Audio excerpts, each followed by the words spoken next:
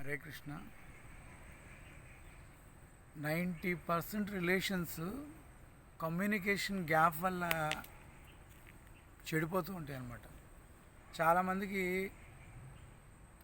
ఎలా మాట్లాడాలి, ఎంత మాట్లాడాలి అనేది తెలీదు. కమ్యూనికేషన్స్ గురించి కృష్ణుడు భగవద్గీతలో ఏం చెప్పారంటే, మనం మాట్లాడేటప్పుడు ఎదుటి వాళ్ళకి ప్రేయంగా ఉండేటట్లు, హితంగా ఉండేటట్లు, మితంగా మాట్లాడాలి.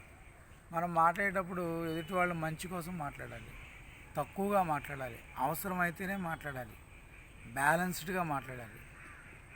ఎలా పడితే అలా, ఎక్కడ పడితే అక్కడ మాట్లాడకూడదు.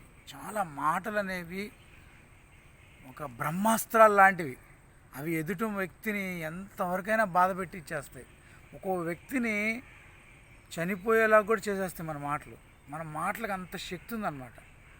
అందుకనే ఎక్కడ ఎలా మాట్లాడాలి అనేది చాలా ఇంపార్టెంట్. మనం ఇంటర్వ్యూకి వెళ్ళినప్పుడు కూడా చాలా కమ్యూనికేషన్ స్కిల్స్ వాళ్ళు చాలామంది టెస్ట్ చేస్తారనమాట.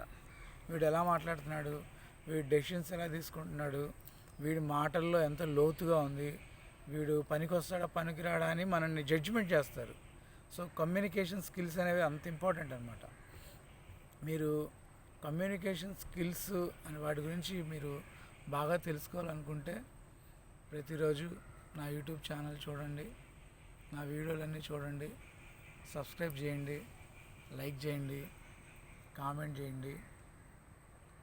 హరే కృష్ణ.